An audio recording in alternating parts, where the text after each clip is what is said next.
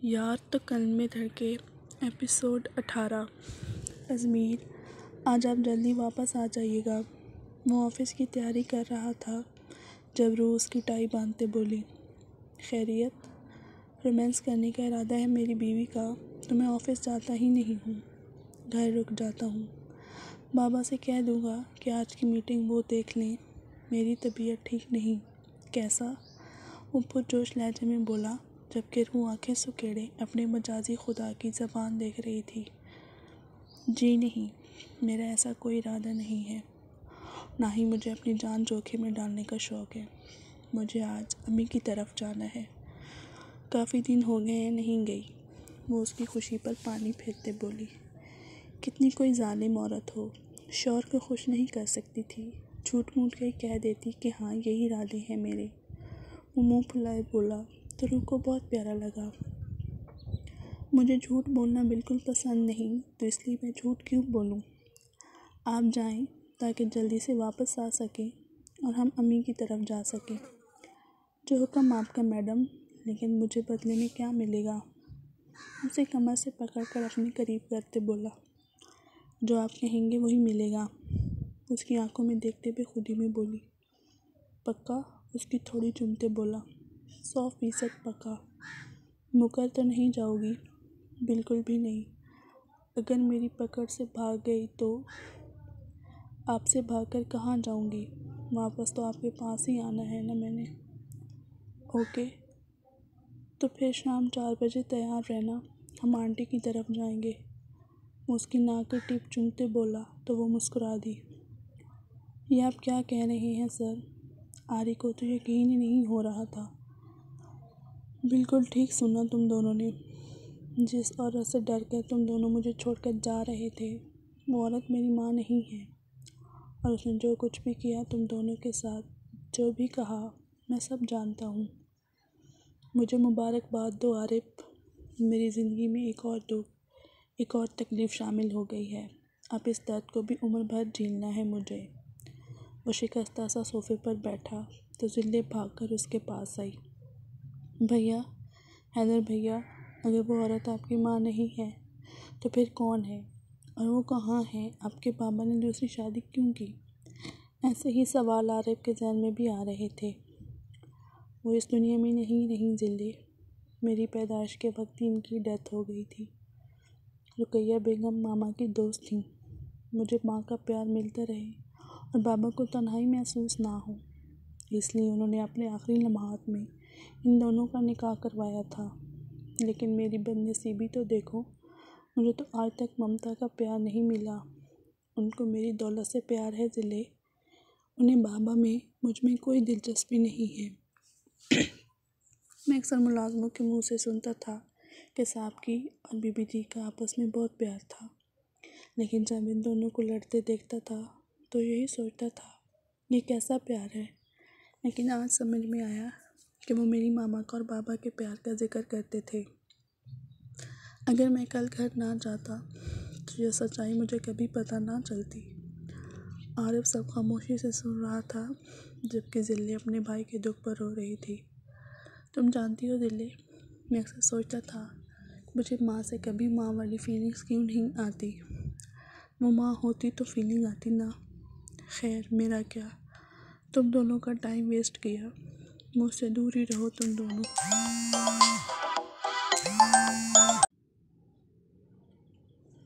मुझसे दूर ही रहो तुम दोनों। मुझ जैसे बदनसीब का साया भी नहीं पड़ना चाहिए तुम दोनों पर। मेरी किस्मत में अकेला रहना है लिखा है। मुझे बस खुदा सा मुस्कुराया, जैसे अब कुछ ना बचा हो उसकी ज़िंदगी में। इससे पहले कि वो उठकर जाता, आरएम ने उठते उसे सीने में भीग डाला। अब अगर तूने खुद को बदकिस्मत कहा ना, तो मैंने मुंह तोड़ देना तेरा हैदर। भले वो दोनों अच्छे दोस्त थे, बचपन से साथ थे, लेकिन आरिफ के दिल में हैदर का एक अलग मकाम था। लेकिन आज हैदर की ख्वाहिश भी पूरी हो गई थी। आज सालों बाद आरिफ ने उसे हैदर बुलाया था, उससे उसका दोस्त बनकर मिल रहा था। तूने मुझे हैदर बुलाया आरी? वो बेयकीनी से बोला। दिमाग के साथ साथ क्या कानों से भी गुजर गए हो हैदर खान। आरी खफगी से मुंह बनाते पीछे हटा तो हैदर ने आगे बढ़कर खुद उसे सीने से लगाया। अब अगर तूने मुझे फिर से सर बुलाया ना, मैंने तेरा जबड़ा तोड़ देना है। मैं सौतेली हूँ क्या? जिले की आवाज़ सुनकर दोनों ने उसे अपने पास बुलाया तो वो भागकर उनके गले जा मिली। कहाँ हो तुम दायर? मैं कब से तुम्हें कॉल्स कर रहा था। छठी बेल पर जाकर जब दायर ने फ़ोन उठाया तो यानम झट से बोला, याद आ गई थी मेरी यानम खान। शिकवा करते बोली, तुम भूली कब थी मुझे? नाराज़ हो? जब वो कुछ ना बोली तो यानम ने प्यार से पूछा, क्या नहीं होना चाहिए? आज तुम्हें गए पूरे 18 दिन हो गए हैं तो मुझे अब कॉल कर रहे हो। भाई और भाभी भी घूमने गए हुए हैं, बाबा ऑफिस और मामा के अपने काम। मैं बहुत मिस कर रही हूँ तुम्हें। प्लीज़ जल्दी आ जाओ ना, प्लीज़ प्लीज़ प्लीज़। दाई मेरी जान, मेरा बस चले तो मैं भी उड़कर तुम्हारे पास पहुँच जाऊँ, लेकिन हार्डनिंग के एडमिशन में कुछ प्रॉब्लम थी तो वो उसमें बिज़ी था। लेकिन अब अल्लाह का शुक्र है उसका एडमिशन हो गया और आज उसका पहला दिन था मेडिकल कॉलेज में। चलो शुक्र है उसका मसला हल हो गया। कैसी है अब वो जानती थी घर वालों का रवैया कैसा था हानि के साथ, इसलिए वो भी फिक्रमंद थी। ठीक दिखाई देने की कोशिश कर रही है। सब ने उसे गुड लक विश किया, लेकिन बाबा और मामा का फ़ोन तो क्या, एक मैसेज तक नहीं आया। मायूस हो गई थी, लेकिन मेरी बहन बहुत बहादुर है, संभाल लिया खुद को। वो भी उदासी से बोला, यानम, जिसके पास तुम्हारे जैसा भाई हो वो बहन तो बहादुर होगी ना। फिक्र मत करो, सब ठीक हो जाएगा, मैं तुम्हारे साथ हूँ। वो उसे तसल्ली देते बोली, कहाँ की नाराज़गी कहाँ का गुस्सा। वो तो महबूब की आवाज़ सुनते ही कहीं दब गया था। थैंक्स दायर, अल्लाह का शुक्र है उसने मुझे तुमसे फिर से मिला दिया। फिक्र मत करो, मैं 2 दिनों में वापस आने की कोशिश करता हूँ, फिर बात होती है। अल्लाह हाफिज़, अपना बहुत ख्याल रखना यारम। वो प्यार से बोली, ओके अल्लाह हाफिज़। जिले घर चले, काफ़ी टाइम हो गया है। आरिफ बाहर आते जिले से बोला, जो हैदर के साथ न जाने मोबाइल में क्या देख रही थी। तुम दोनों कहीं नहीं जा रहे? जिले से पहले हैदर बोल पड़ा। क्या मतलब? आरिफ ने सवालिया नज़रों से उसे देखा। मतलब ये कि तुम दोनों अब से, आज से, बल्कि अभी से मेरे साथ हैदर विला रहोगे। लेकिन ये कैसे हो सकता है? क्यों नहीं हो सकता ऐसा? हैदर अगर कहीं आंटी को पता चल गया तो क्या होगा? हैदर अब रो उठाते बोला, तुम जानते हो उन्होंने क्या कहा था मुझसे? मैं ज़िले पर एक भी आँच बर्दाश्त नहीं कर सकता। अगर ऐसे में उन्हें पता चल गया कि हम दोनों इसी शहर में हैं और सबसे बढ़कर तुम्हारे घर पर हैं तो वो बहुत गुस्सा होंगी। आरब का डर भी जायज़ था। वो औरत मेरी माँ नहीं है, वो एक लालची औरत है। उसे मुझसे कोई प्यार नहीं है।